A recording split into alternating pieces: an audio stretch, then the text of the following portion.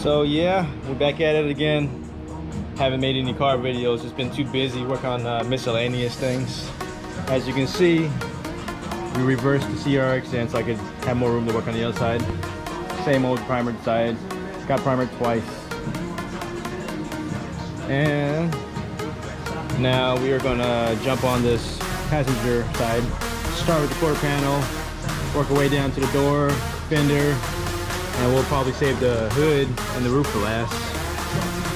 And after we get all primed and sanded and blocked, if everything goes good, pull all the doors off, get into the jams.